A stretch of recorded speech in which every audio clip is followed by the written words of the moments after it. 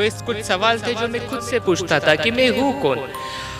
क्योंकि उस वक्त जब मैं लिखने के लिए खुद के अंदर झांकना शुरू किया था तो उस वक्त मुझे देखा कि मुझ में मैं छोड़ के सब कुछ मौजूद है। तो वो काफ़ी डिफिकल्ट मोमेंट था क्योंकि अभी भूख लगी है तो क्या करना है, तो लोगों से खाना मांगना पड़ेगा।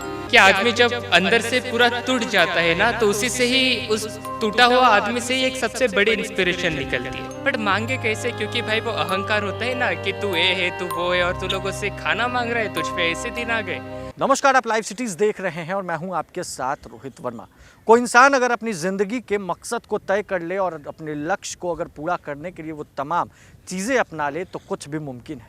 आज हम आपको एक ऐसे शख्सियत से, एक ऐसे लड़के से मिलवाने वाले हैं जो अपने घर से 814 दिन से बाहर हैं और साइकिल पर सवार होकर पूरे भारत भ्रमण के लिए निकले हैं। जी हाँ, हमारे साथ विशाल है। कैसे हैं विशाल? काफ़ी अच्छा हूँ, काफ़ी खुश हूँ। पटना पहुंचे हैं आप आज, कैसा लग रहा है? सबसे पहला सवाल एक बिहारी होने के नाते एक बिहारी आपसे पूछ रहा है कि कैसा लग रहा है आप? जी बहुत अच्छा लग रहा है। यहाँ जैसे इसी धरती पर बिहार में महावीरा हुए हैं, गौतम बुद्ध हुए हैं, तो उनका भी बहुत बड़ा इतिहास इस धरती पर है। तो यहाँ आने के बाद वो कहीं ना कहीं फील हो रहा है। फील हो रहा है। जी हाँ। कहाँ के रहने वाले हैं बेसिकली आप? आपका गांव कहाँ है? आपके मदर फादर कहाँ रहते हैं? आपका फैमिली कहाँ रहती है? जी प्रॉपर हम नागपुर डिस्ट्रिक्ट में काटोल नाम का एक तहसील प्लेस है, तो प्रॉपर हम वहीं से है, जो कि महाराष्ट्र स्टेट में आता है। तो कहाँ से ये आपके पास सोच आई, ये इरादा आया कि एक साइकिल, एक नॉर्मल सी ये साइकिल है, कोई हाई फाई साइकिल आपके पास हमें नहीं दिख रही है, तो एक साइकिल पर आप पूरा इंडिया घूमने के लिए आप निकल पड़े हैं। कहाँ से ये सोच आई आपके?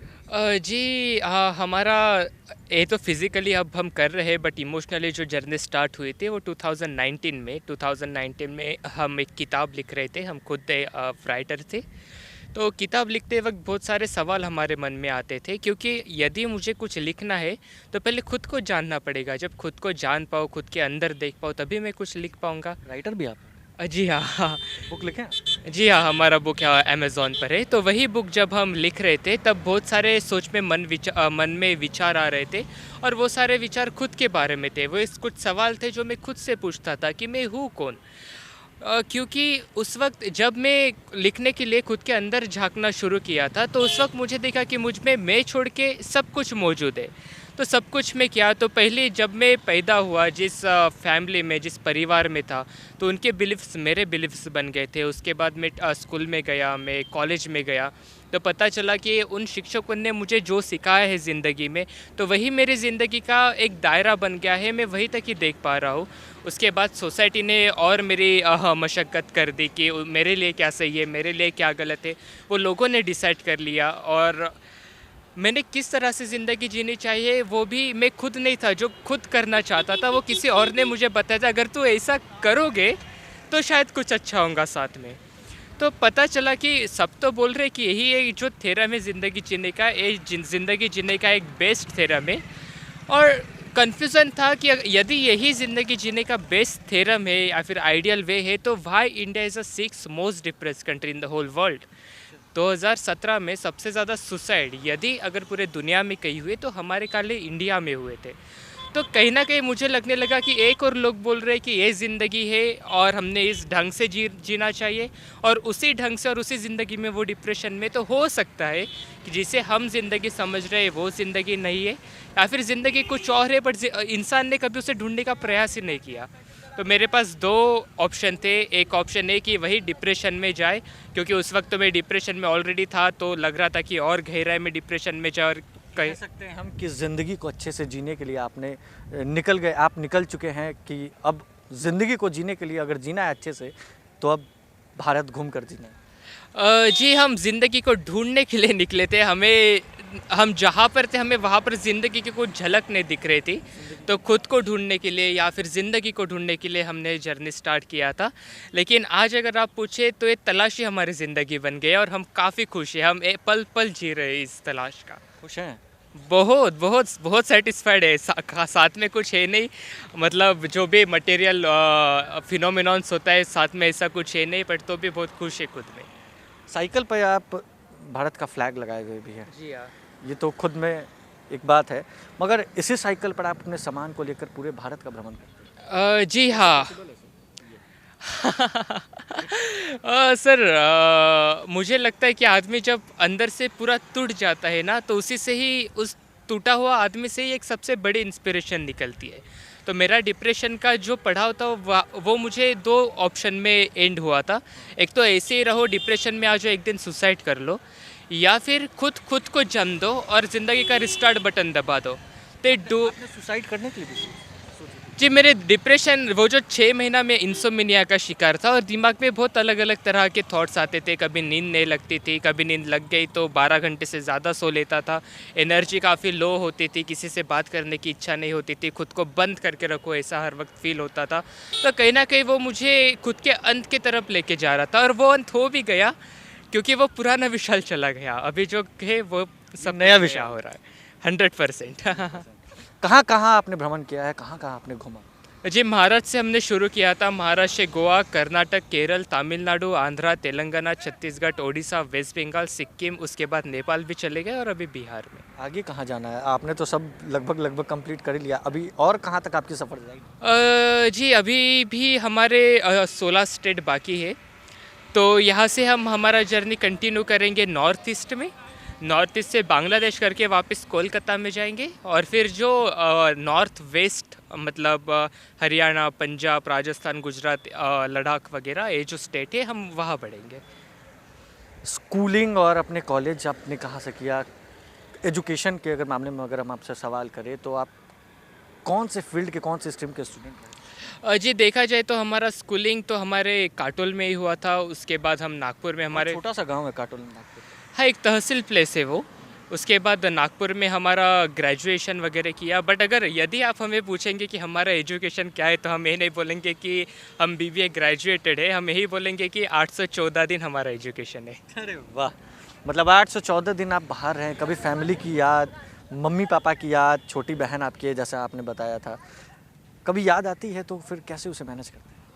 जी, याद आती है एक्चुअली कि नहीं आती है वो तो बताना थोड़ा हार्ड है, बट इतना ज़रूर पता है जहाँ पर भी जाते एक नई फैमिली हमारी बन जाती है। और वो फॉर्मल रिलेशन नहीं होता है, वो दिल से हमारे साथ ऐसे ही आते हैं कि जैसे हम उनके खुद का फैमिली मेम्बर है। एक उदाहरण देना चाहेंगे।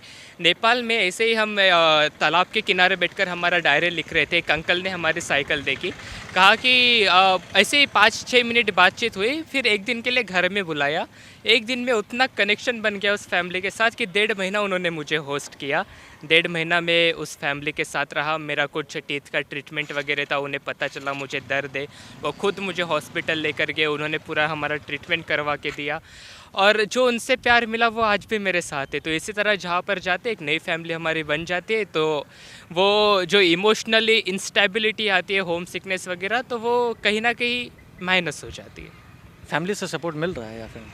जी, इनिशियली तो जब भी हम कुछ स्टीरियोटाइप ब्रेक करते तो सपोर्ट नहीं होता है। और जो मैं कर रहा था वो ना ही किसी और चीज़ के बारे में सोचूं, लाइक एक थेरम से मैं कुछ और कर, थेरम में मैं भाग दौड़ नहीं करना चाहता था। तो जब निकला तब तो इतना कुछ नहीं था। बट 1-2 महीने बाद जब मीडिया में हमारा एक इंटरव्यू हुआ था, वहाँ पर हमने सब कुछ शेयर किया था हमारे जर्नी के बारे में। तो एक वो दिन है और आज का दिन है, हमें हर तरह का सवाल पूछते हैं फ़ोन पर, सिवाय एक कि तू वापस कब आएगा। फैमिली? यस। क्यों, ऐसा क्यों? क्योंकि अभी उन्होंने एक्सेप्ट कर लिया है, वो भी वो समझ गए हैं कि जो आज मैं समझ रहा हूँ। तो जो आपका इनकम है आप मैनेज कैसे करते हैं? पैसा आपके पास कहाँ से आता है खाने के लिए, पीने के लिए, सब चीज़ मैनेज करने के लिए? कहाँ रुकते हैं, कैसे कैसे सारी चीज़ होती है? जी, हमने हमारा जर्नी स्टार्ट किया था 10,000 रुपये के साथ, जो 10,000 रुपये लेकर आप निकले थे? जी हाँ, कब आप निकले थे अपने घर से? 13 जून 2020 को। अभी 2022 चल रहा है, 2 साल। हाँ, 814 दिन। तो हम हमारे जर्नी के 13वें दिन हमने हमारा पूरा जो भी हमारे पास कैश था वो हमने एक ऑर्फनेज को डोनेट कर दिया था। तो डोनेट करने के बाद अभी तो कुछ पैसे नहीं थे, अब सर्वाइव भी करना था, तो कैसे करें?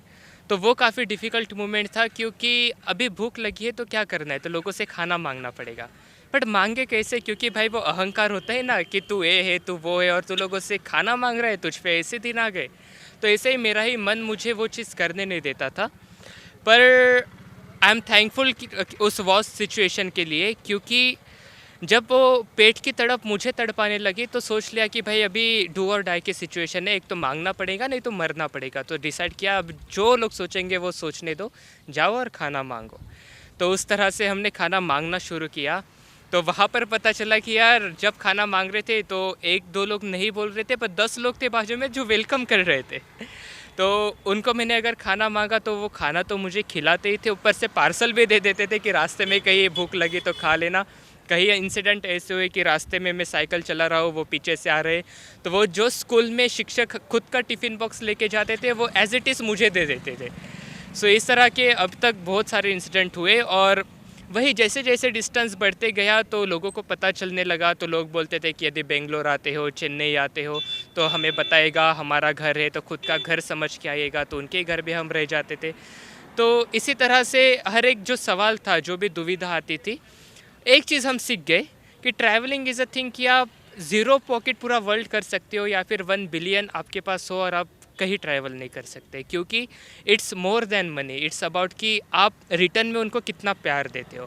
पैर वैर भी बहुत दुखता होगा आपका अगर लंबा आप लॉन्ग सफ़र पे निकल जाते होंगे तो। अब पहले थोड़ा दर्द करता था, बट अभी दर्द ना करे तो अजीब फील होता है। चलिए, तो ये हमारे साथ विशाल थे जो बेसिकली नागपुर के रहने वाले एक छोटे से गांव से आते हैं और ये ज़िद लेकर और अपनी ज़िंदगी को और खुशनुमा बनाने के लिए ये अब इंडिया टूर करने के लिए निकले। तो बहरहाल सहयोगी गुड्डू के साथ रोहित वर्मा, लाइव सिटीज़ पटना।